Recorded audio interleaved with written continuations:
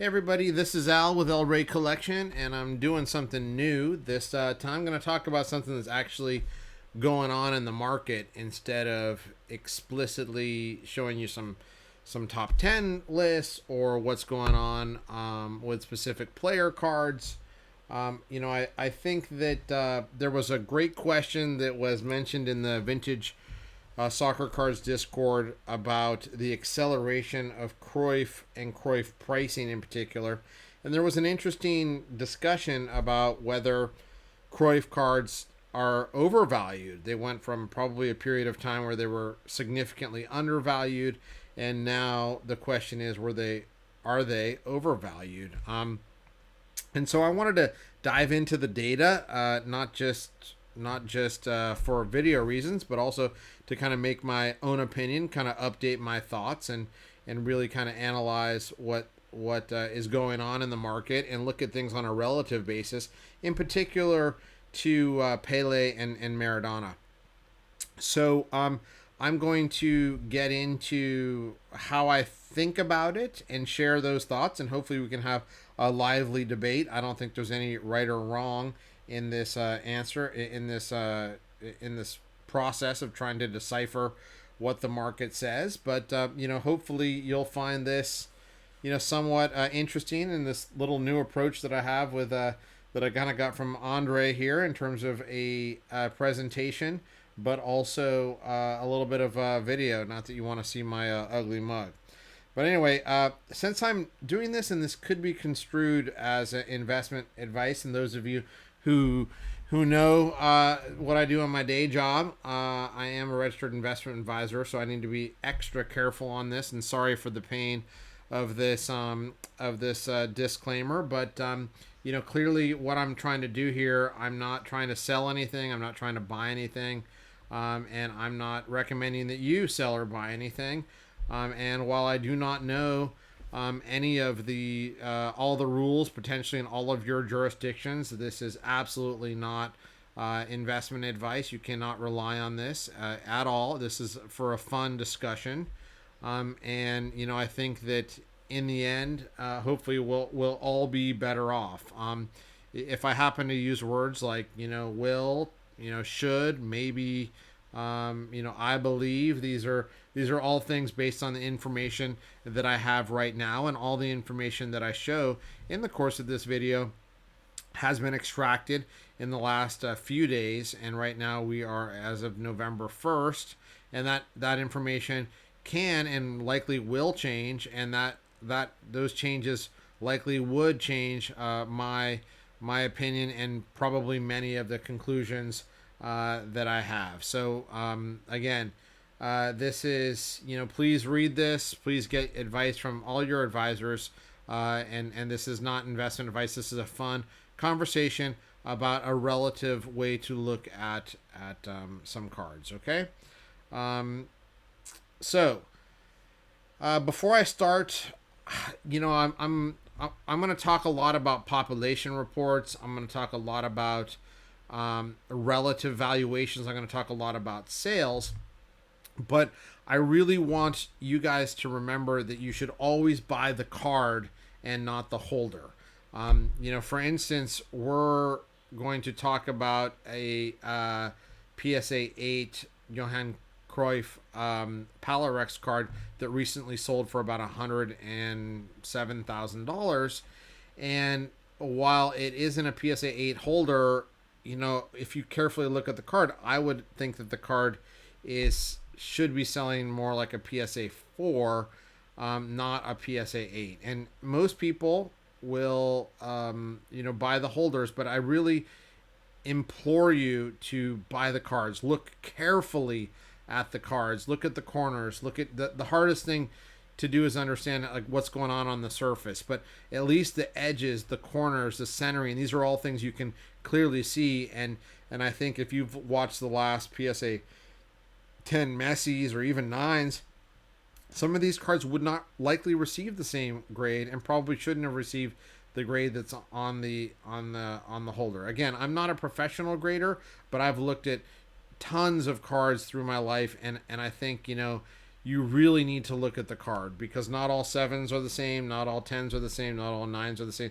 So please, please, please look at the card. But for reasons of analysis, we need to go to the best standardization possible, and that is the graded populations. So, that's what you'll see me to refer to, but just keep in mind that always make up your own mind on a card. And for reasons of ease more than anything, I'm going to talk only about PSA pops. And I'm going to assume that on a relative basis, the same amount of Pele's and Maradonas that SGC and Beckett grade are more or less the same. That can be a wrong assumption, and that could lead us to different conclusions. But I'm just going to stick with the big dog, because this is a fun conversation, and it's more about finding out some relativeness in the market. Okay. The next point I want to say is the market is likely a series of submarkets.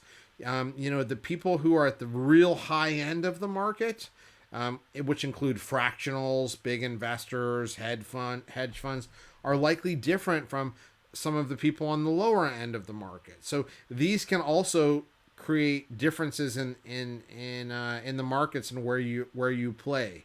I don't think any fractionals are buying PSA2 the Cruyff Palorexes, right? Just like they're not probably buying Maradonas in PSA2. Yet at the same time, on the high end, they're going to play in those markets, and it gets a little muddied more in the middle. But rarely do a certain group of players are only gonna a certain group of investors and collectors are only gonna focus on the upper quartile of cards, whereas many more collectors will focus on eye appeal and just getting a copy, the price of entry to hold some of these amazing collectibles. So another thing that I can't calibrate for, which is a very individual thing, are personal preferences. So some people, they don't like POG cards or disc cards, and we'll be talking about one of those now. Some people think certain cards are beautiful, while others don't like them. Some love the eye appeal, and others find them distasteful for whatever reason. So you need to do these extra calibrations on your own. And again, I'm trying to standardize things and take away the subjectivity and focus on the objective facts. So what I'm trying to do is basically calibrate the value based on actual sales and some interesting other PSA type data.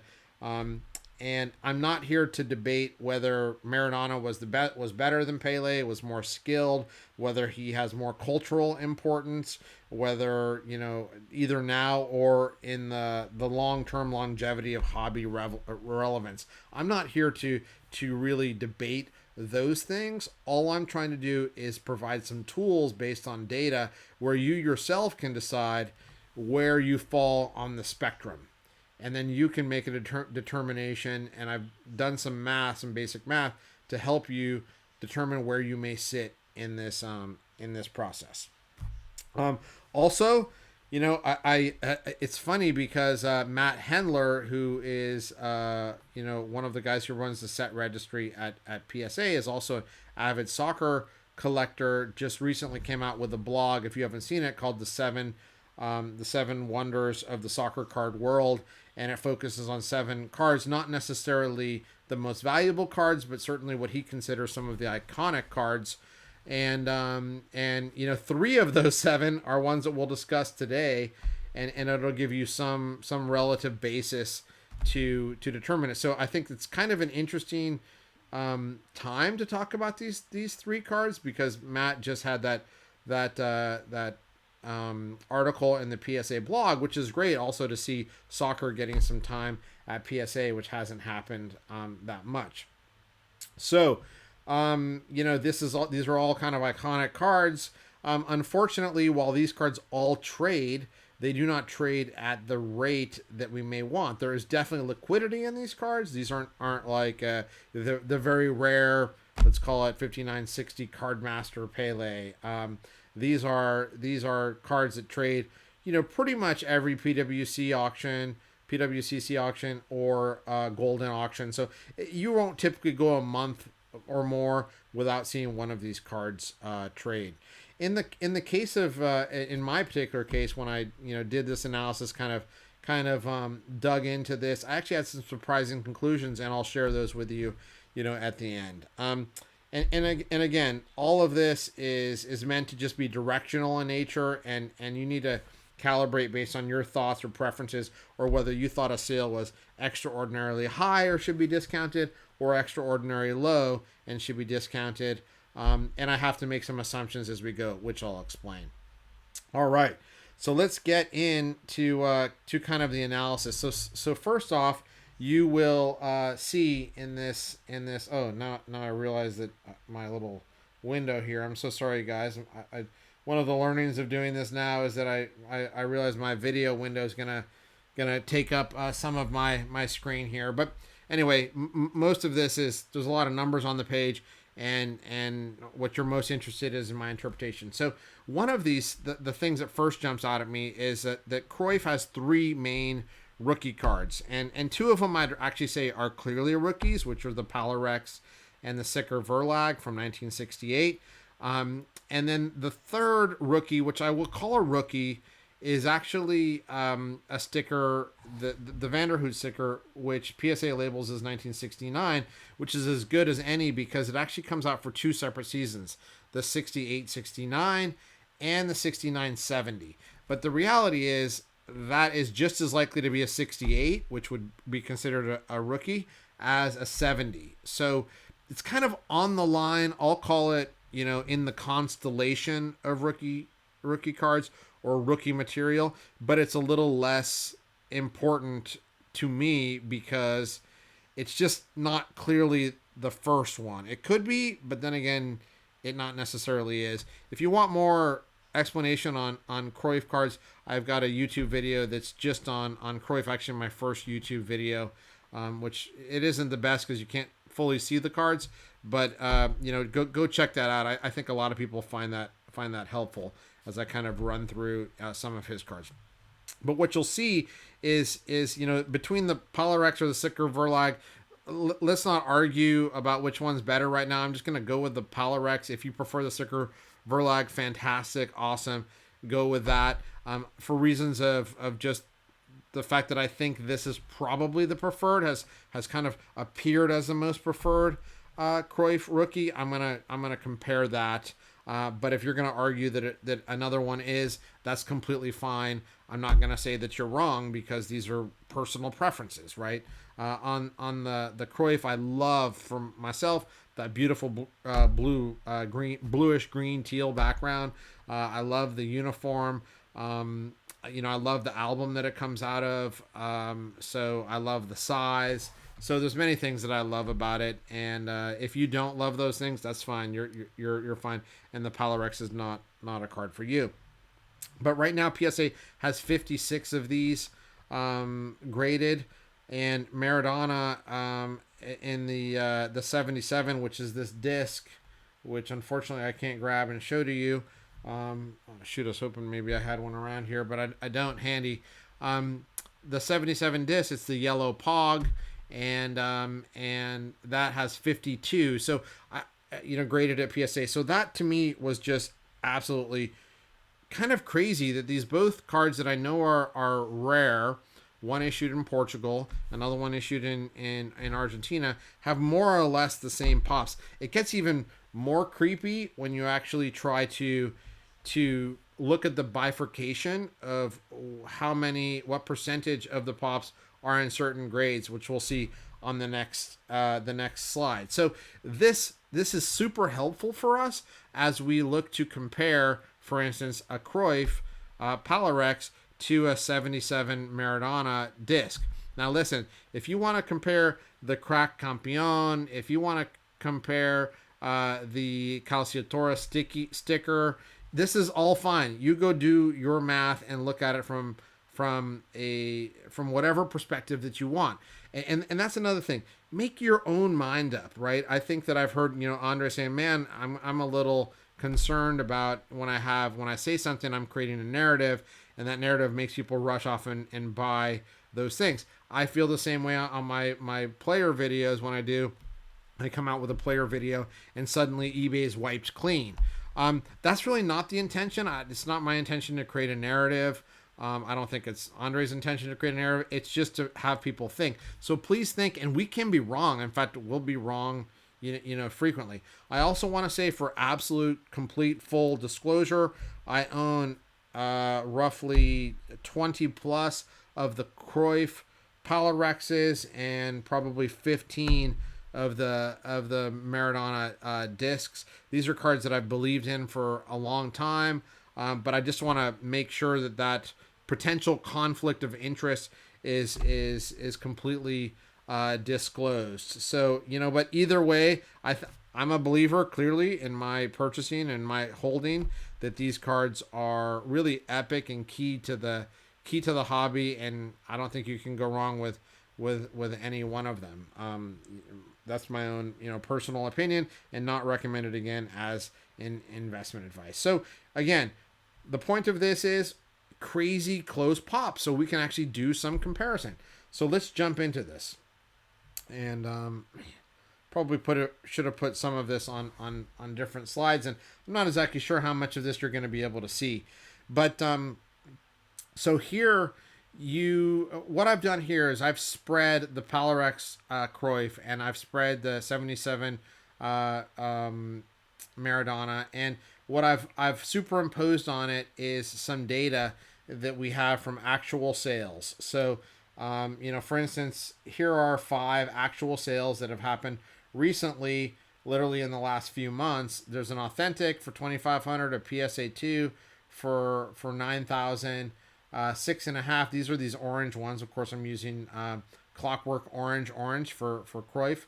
38,000 at a PSA 6.5 in September, 43,000 for a PSA 7 in August, and 107,000 for the PSA 8 in October. Similarly, I'll use this blue for Maradona Baby Blue for Argentina.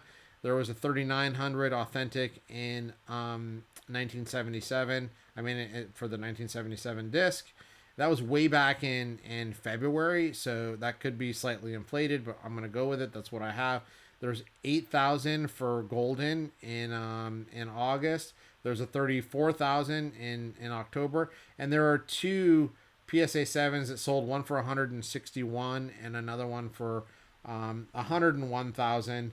So I'm going to take the average of those two and put in 131,000. What you'll notice also on this screen is all these gaps. These are not my gaps. If you go to PSA and you find a card and you actually hit the prices icon, they'll give you some general price guidance. And what I found is they must have, I mean, obviously they have a lot of experience, but they have some seriously good algorithms that, based on the pops, provide incremental value of each step. And I was kind of shocked. Actually, this is a bit of a learning to me that you can generally, I wouldn't blindly use this data, but it generally falls in line with what's happening in the market. So at least I found for these 3 cards, which I haven't done it, and it's not a tool I've used in the past, it remarkably smooths and provides some sort of algorithmic smoothing of the data that they don't have. Again, we wish we had all of these cards trading monthly in all of these grades, but we don't, so we need to flip it. So just to make sure, we're going to compare apples to apples and oranges to oranges, to use an overly American saying. What I've done here is I've kind of separated out some big chunks of the population so that we can kind of analyze what's happening within a population, what types of transactions are happening, and then we can compare them on a relative basis. So my first tranche that I use is the PSA Authentic to PSA 2.5. And, within that, what you'll see is I calculate 2 ratios. I calculate an average ratio, which looks at the actual sales, plus this PSA extrapolated data. And what this will tend to do is smooth the data on a PSA algorithm. And then I also look at the direct sales when a similar grade of a card, trades. And then I'll look at the populations to make sure we're not looking at some odd anomaly in the data. And then I'll start to look at the ratios. And what you'll find in this first tranche is that in general, the Cruyff to Maradona ratio for low grade cards is above 1, which means what? That on average, a lower grade Cruyff Pyrex will sell for more than a Maradona 77 disc. And so, you know, this is kind of a revelation. You know, to me, I guess I could have seen this in the data, and to me, it means one of two things. It doesn't mean that the market thinks Cruyff is a better player, because I said, hey, we're not going to really talk about that. It could just be a lack of a preference for the yellow discs in low grade, or it could be the ones that come on the market aren't particularly attractive, or it could be that truly Cruyff has gotten ahead of himself on low grade pricing. I'm not willing to categorically tell you why. I think the market just is reacting this way. And if you generally believe that Cruyff is a much better player than Maradona, this would be a rational thing. If you happen to believe, which is this segment, this mid segment, if you happen to believe that Cruyff is on par with Maradona, then you would say that Maradona is slightly undervalued, and his prices should come up for the 77 Fulbito disc. You can similarly take this and say, well, if you believe that Maradona, I don't think there are that many people that think that Cruyff is 2, 3, 4, 5, 10 times as relevant as Maradona. But if you do believe that, then you believe that the status quo is correct, and in fact, potentially the Cruyff card should sell for more. If you believe that Maradona is basically at the level of Cruyff or superior to him, then for low grade 1977 Fulbitos, you will have a preference to buy the Maradona Fulbitos cards as opposed to a Cruyff Pyrex. So that's my first conclusion, and one that we had talked about in the Discord, and I actually think that that this is what a lot of people were saying. Interestingly, a lot of people were meant this, I think, mostly as the high end, thinking the high end got ahead of itself, and we need to look at each of these independently, because like what I'm saying is we have a series of markets here. We've got the low end, and then we've got the mid end and the high end. So let's see what the mid end has. And this is actually kind of interesting, but also it kind of says nothing. Because we just don't have a lot of data, good data in the mid zone. All we have really is a 6.5 that sold Cruyff Pyrex. It sold for 38,000 and in September, and then in October we had a PSA 5 Maradona sell for 34,000. So if we don't have any exactly relatable top on top, grade for grade examples, even though the pops in this segment are incredibly consistent at roughly 40% of the pop are these mid-range cards. And so all we have is this PSA extrapolation of the data, and what the PSA extrapolation shows is that on average a mid-grade Cruyff Pyrex will cost you roughly half of what a corresponding Maradona Fulbito will. So now all of a sudden it went from, in the low grade stuff, the Pyrexes qualitatively being more expensive, to suddenly the Maradonas are twice as expensive. Again, based on super limited data and a PSA smoothing algorithm, which actually has proven to be quite accurate when you just look at the algorithm and then you match other sales. So, basically, we're looking at, and a lot of this is based on the fact that if you bought the PSA 5 Maradona it would cost you 34,000, and a 6.5, a full grade and a half higher, nearly 2 grades higher in the Cruyff was 38,000. And for full disclosure, I was an underbidder on that. I did see value in that particular card. But when we kind of pull back from this very, very limited data set, and you say, okay, well, if that happens to be true, and we believe these PSA algorithms and these two sales, then what does that mean? Well, it means that if you think that Cruyff and Maradona are equals, that in general you would be long Cruyff at this particular juncture for the mid-grade cards because they're coming at roughly a 50% discount. And if you thought that Maradona was twice as important as a player and in his cultural relevance, however you want to define that, you would be completely indifferent on where we sit. And if you thought Maradona was 3 times or more important to the hobby and going to be in the future and cultural relevance and all that, then you're still going to be long Maradona and you're going to be short Cruyff, meaning that you'd want to be selling if you had these in these particular places.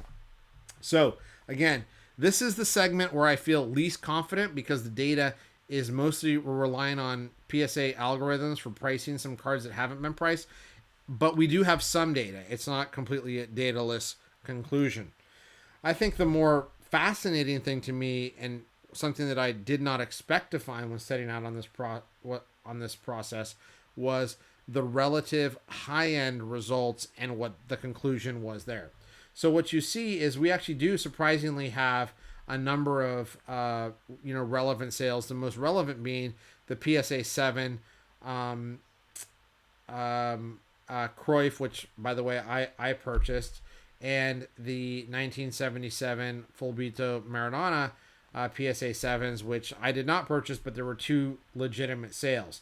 One of those sales I think was kind of at the peak, and another one, which is 160,000 and 101,000, was a card that I think most of us who look at cards carefully and look at grading felt was highly overgraded.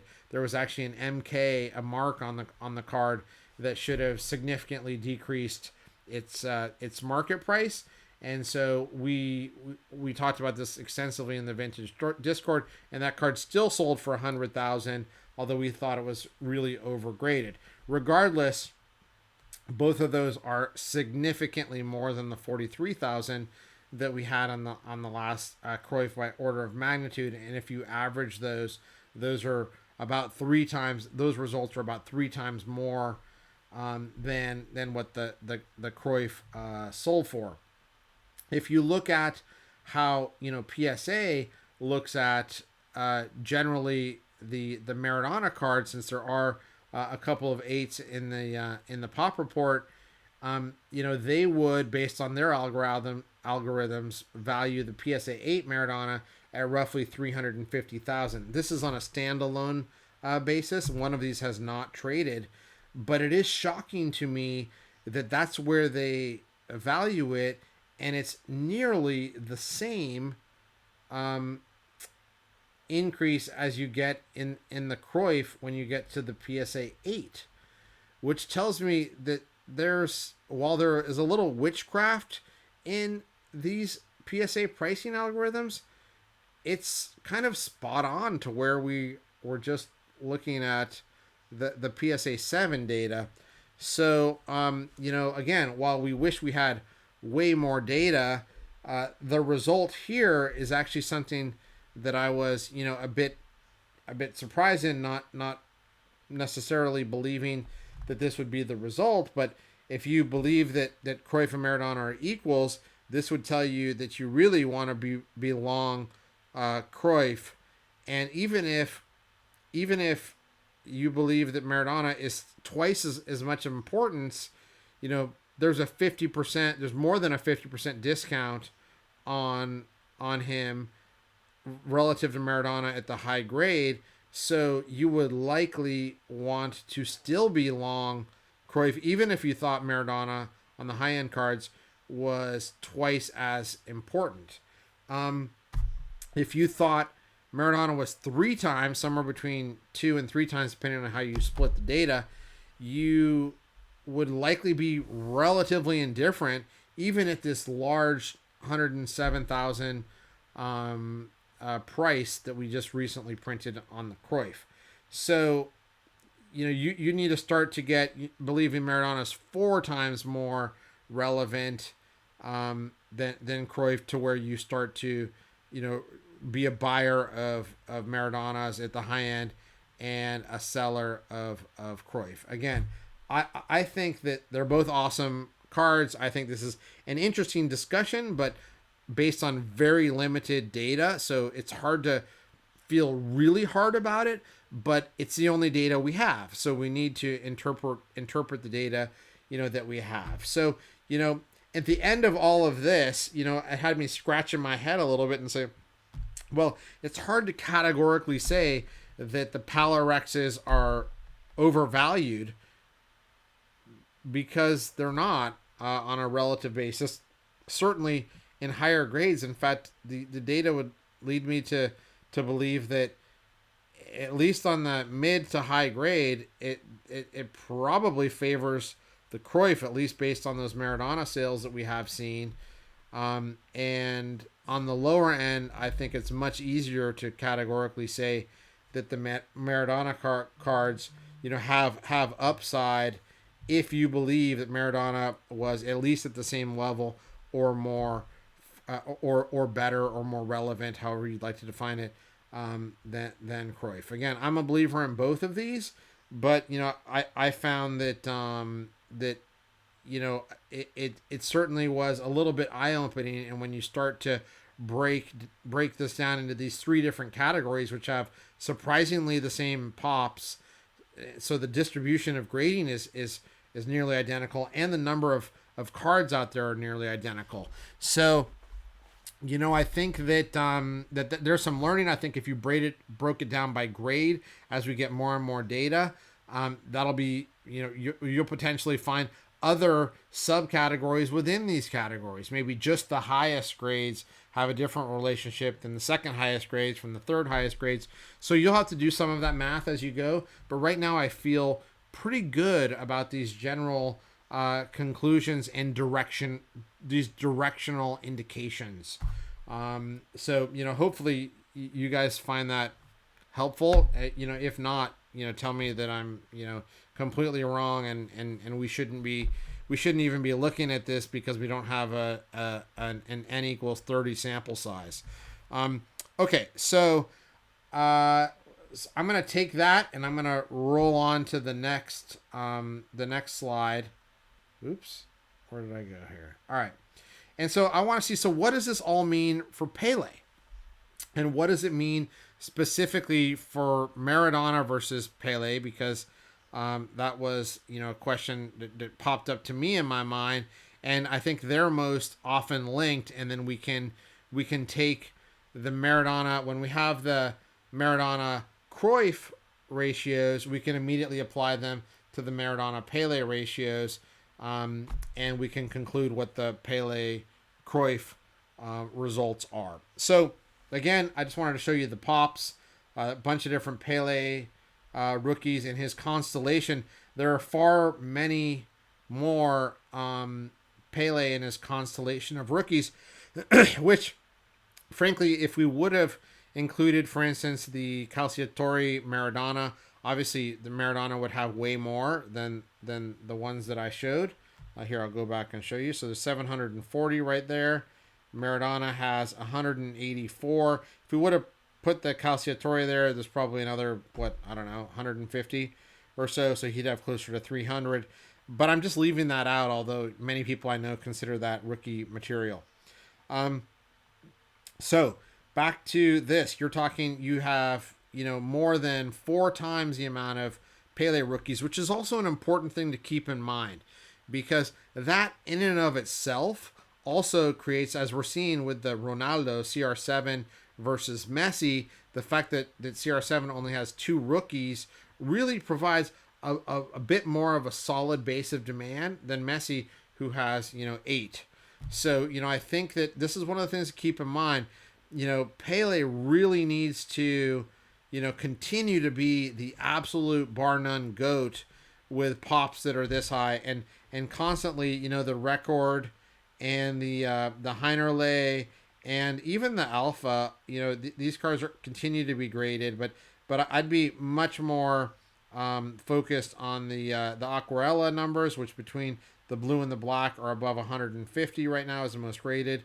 And then the record's 132, and the Heinerley, which really is 1959, but somehow always gets included in the constellation of rookie cards, of Pele rookie cards. So those will be, those pops are continuing to creep up.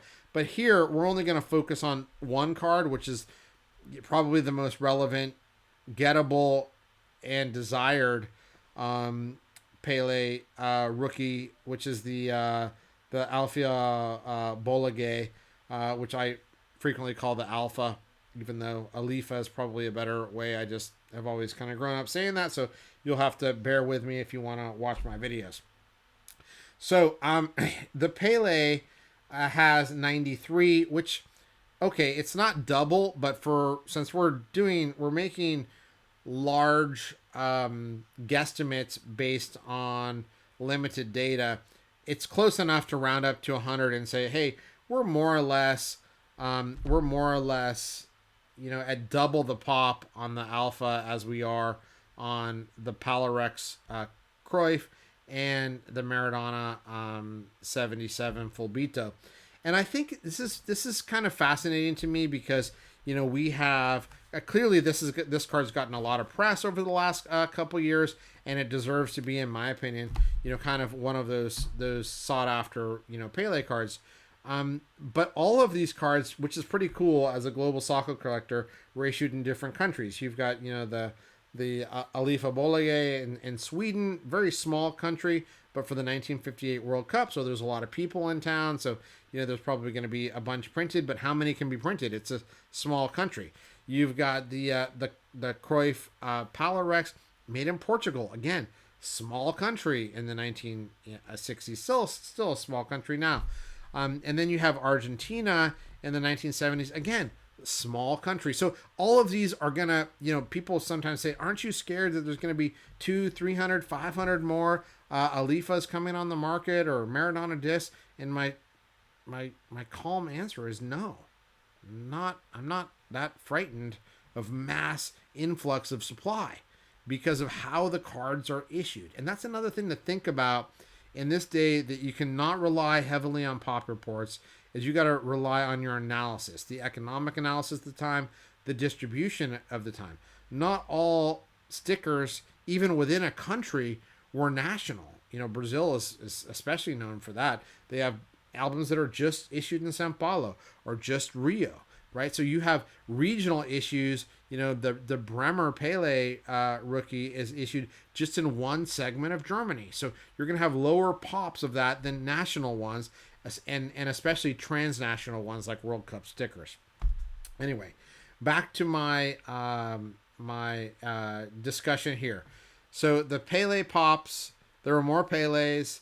They need to sustain more demand. And now let's look directly at what happens on the Alpha Bolage. Oh, by the way, I own at least 4 Alpha Bolages, maybe 5, and this PSA 8.5 is my card. So that's for full disclosure, so you can determine if I'm biased in the way that I interpret data, and you can make your decisions. Make your decisions that. So the purpose of this particular slide was, basically to let you know that there's slightly less than double of the Cruyff Palarex and the Maradona Fulbito disc than there are Alifa. So we need to keep that in mind as we interpret the data on the next slide, which is this one. Okay, so what I do here is I try to do the exact same thing that I've done in other places, and specifically I am looking at the sales that happened over time, with the blue being Maradona, now he's on top, and the green being Pele, he's on the bottom. So luckily on the Alifa, we get many different Pele transactions. Certainly at the high end, we're getting up here in the the 300,000s. We had one at an 8 go for 340, and an 8.5 go for 372. A 6 go for 148. And so I just do here the same types of calculation as I did before, and we have lots of transactions, thankfully, of Pele in the PSA A to the 2.5 range, and we can do an average ratio based on filling in the PSA gaps, which the PSA prices that they give us, and that gives us a 0.25. And they when we do the realize, when we compare actual cards sold in the actual grades, it actually gives us 0.25. So that PSA data is looking really good. This is another learning that I have, that you know what, that's actually pretty dang good. When I compare cards to cards, actual sales that we know about, assuming they're legit sales, they give us basically the same ratio that PSA gives us with their filled in data of 0.25. It's not exact, but that's good. So that basically says that if everything else was equal, there would be a 4 times preference for a Pele Alifa as there is for a Maradona disc. But then when we readjust for the differences in pops, remember there's twice as many alphas, that really turns into there's an 8 times preference for a low grade Pele Alifa than there is for a Maradona Fulbito. All right, and you'll remember that the ratio was more or less 1-to-1, slightly more in Cruyff's favor. So that would also translate into the same phenomena for Cruyff. So he's Pele's 8 times more favored than Cruyff as well. Slightly less, but we're going to go with that, okay?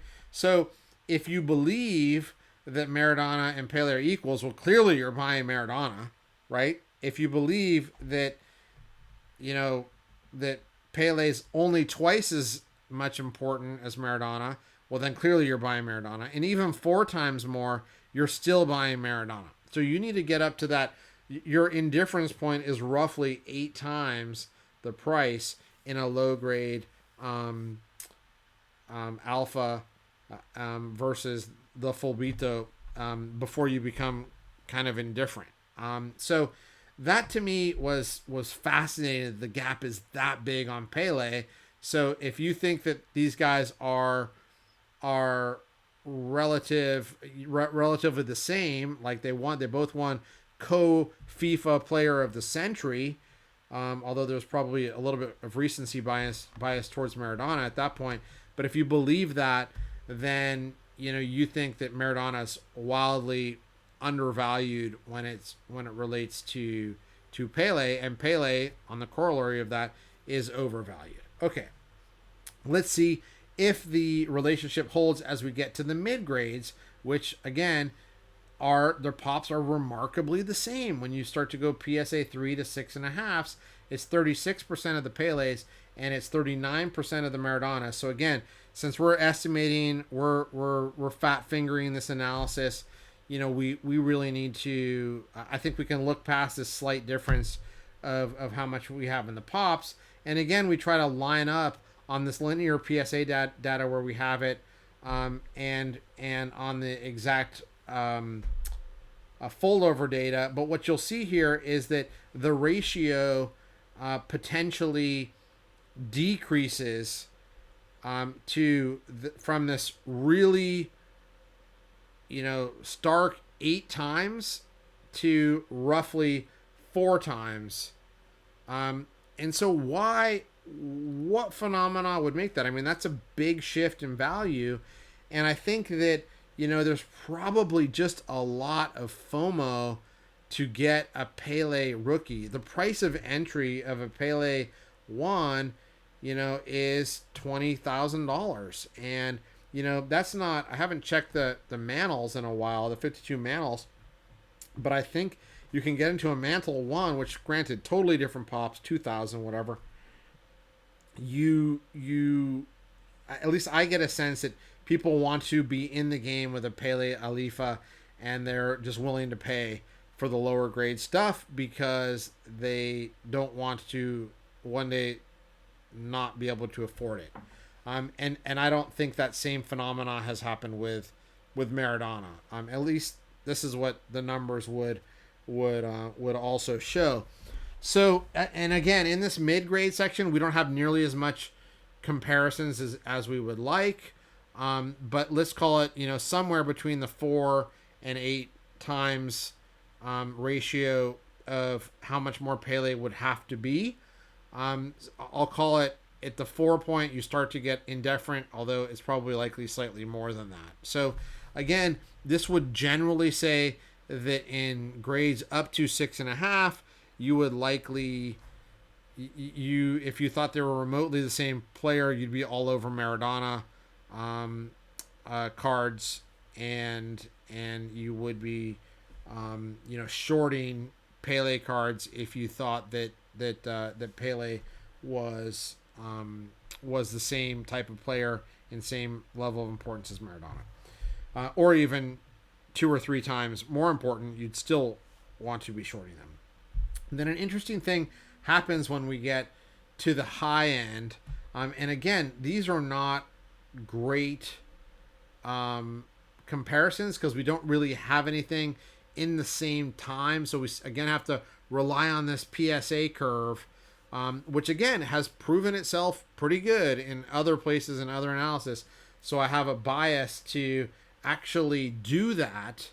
And I'm going to say that, the interesting thing is the slope of the difference between, Pele and Maradona gets much less. Here, it would say, hey, if you believe, Pele is 4 times more important than Maradona, you would actually prefer a Pele card. Now, if he's only twice as important, you'd be indifferent. And if you thought that they were on the same page in terms of relevance and hobby importance, you would prefer the Maradona card. So this was kind of interesting, whereas, in the Maradona phase, we had Cruyff being preferable at the low grade, and then Maradona being much more preferable, at the high grade, meaning that the opportunity is the inverse of that, meaning that, Cruyff is likely undervalued at high grades and overvalued at low grades. With Pele here, you have the lower grades are overvalued again on a relative basis, and as time goes on, the market thinks that the gap closes between them. Now, one big caveat here is that I'm not adjusting for the very first potentially significant deviation in pop reports, which is that 25% of the alphas, which shocked me as well, are PSA 7 or above. 25% are 7s or above.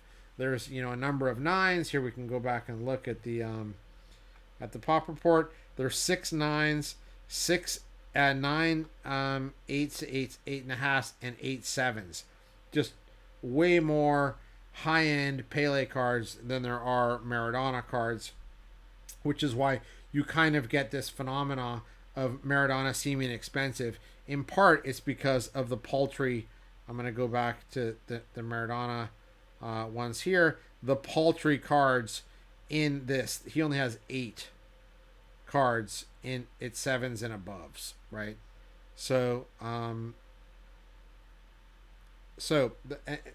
I didn't make a specific adjustment for that. If you wanted to make an adjustment for that, I would say go ahead. So, in conclusion on the Pele Maradona piece, I think that only if you believe that there's a step function more importance than Maradona would you find Pele cards to be, at least the Alifa, to be undervalued relative to a Maradona high end, or frankly any grade card. But again, on top of this, you need to layer in all these other subjective pieces, which is, hey, I love the way the alpha looks. It's cardboard, beautiful image. It's when he wins the World Cup. The Maradona, I don't like this. I don't like yellow. I don't like the face. A lot of them are fuzzy or foggy. I don't like it'd be better if he was in a different uniform.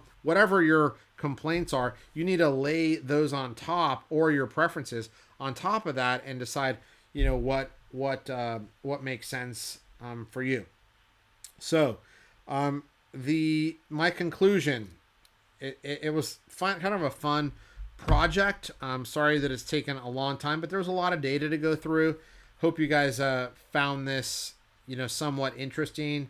If you completely disagree with me or think I completely messed something up, let me know. I'm not above messing things up or recognizing that, but it's just one way to look at it on a relative ratio. Value. The one other thing that I wanted to say is, so I just finished with the Pele Maradona. What I didn't come back to was how that means with Cruyff and Pele on the high-end cards. And what you'll remember is that the high-end Maradona cards are valued at significantly more than the high-end Cruyff cards. And so effectively, you need to believe that Pele was similarly 4-8 times more important than Cruyff on a relative basis to start to get to the point where the Cruyff cards may be overvalued at the high end of the market. And on the low end of the market, he's still at a significant discount to Pele, and he's on par with Maradona, which would be a disconnect if you believed that Cruyff was inferior to Maradona in terms of importance and cultural relevance. So again, fun little side project to pull the data, to look at it. Some surprises and some things that I think would be helpful, at least raise my eyebrows, was these pops are surprisingly low. Especially I look at some of this modern stuff, and you've got like an Mbappe 1 of 10 gold prism sells for 150,000. Wow, that puts you in the top 10 Maradona rookies as well. So I how do I feel about that? Well, for me, as mostly a vintage collector, I probably have confirmation bias here. I'd way rather be in a Maradona top 10 rookie than an Mbappe manufactured rarity one. I know that's not for everyone, so if the Mbappe is your thing, go for it. But for me, I'd have a strong preference to do that. And when you start to look at all the parallels, the of 10s, of 25s, 50s, 99s, 199s too, I mean, you're talking hundreds and hundreds of cards of a particular player in one set, multiplied by all the different sets. And here we're looking, all of the Maradona rookies in total are 150. Can that double? Sure. Same with Cruyff. 300? Yeah, sure. All these things can double. Can they triple? Sure. But almost in no scenario, based on the country of origin, issue, the time, do I foresee those jumping to the extent that some of these other things are on the modern thing. So the pops are super low, and for the reasons that I've discussed, I don't expect them to double. Again, I'm using this word expect. I think so. This is not investment advice, but it's just based on my intuition of being around this hobby for so long, looking into the details. So that's number one. Number two, these players are the elite of soccer players. So, Cruyff, whether you want to say he's irrelevant, nobody knows who he is, he was the European footballer of the century. I mean, just take that in for a second. The European footballer of the 20th century. So he is, if he does not get notoriety or following, that means the hobby is concentrated on only 4 people: Messi, Ronaldo, Pele, and Maradona. He absolutely must be in the next group. And for me, he's clear top 5, but people can have, other thoughts. So all of these players are incredibly relevant in the soccer card market. And if you're long the soccer card market, these are players that are going to be followed. That is just an inevitability. So, I think Cruyff is someone that people will find if they get any level of interest in the hobby. Again, this is my hypothesis. Feel free to disagree if you so choose. The other thing is that I think that there is a lot of discussion of Pele and Maradona, and I think generally a lot of people tend to hold them equals or hold Maradona a little slightly above or Pele slightly above, in much the same way as we talk about CR7 versus Messi. Some people have Messi, some people have Ronaldo, but I think most people would say it's not a huge difference. But in the Pele card market, specifically the Alifa Bolegue versus the 77 Maradona disc and the Cruyff Palarex, there is a large margin of difference. The market is clearly saying that Pele is many multiples of these guys across all grading, across all grades. And so you need to think, is that just everyone saying the GOAT? Or are there opportunities actually in both Cruyff and Maradona? And frankly, all of those other players, beneath them that don't, get mentioned, Beckenbauer, Eusebio, Mueller, Best, all of these other amazing players that just don't get anywhere close to the notoriety of these guys. Is that a call to go look at them? Those are things you'll have to decide as the viewer. The other thing, back to the original question that made me do this video, which hey, is there an opportunity in Maradona's? And I'd say, clearly, if you believe Maradona was at least an equal or more important than Cruyff, and while looking at his relative disconnect from Pele, especially in low grade, I think it's hard to say that the low grade Maradona discs there's not opportunity there, at least on a relative front to these two other cards that we looked at. And then kind of the last learning for me is that the PSA pricing data, at least as it relates to these three and their algorithm they have, is surprisingly reliable, even in this small subset. So, I took their general data and then I put in all the auctions that I knew about and followed, and they surprisingly do a good job. I mean, I guess they're in this business. And my last conclusion, although I keep, putting my face on top of these takeaways, is that, all of this is meant to be directional and give you an ability to calibrate your thoughts and preferences, based on your own biases. So anyway, I hope you guys enjoyed this look. It's a different look for me. Maybe I'll do some of these types of videos. I know that Andre does that with quite a lot of success at Soccer Study. Maybe I'll do, some of these, maybe you don't find this overly helpful. The only way I'll know is if you like the video and you provide some comments. So, please do so. And looking forward to hearing what you guys have to say, to see, what I did right and what I did wrong, and how your thoughts and how your subjective biases also play into this. Thanks so much, everybody. Give me a follow on YouTube, Epic Cardboard, and El Rey Collection on Instagram. Thanks, everybody.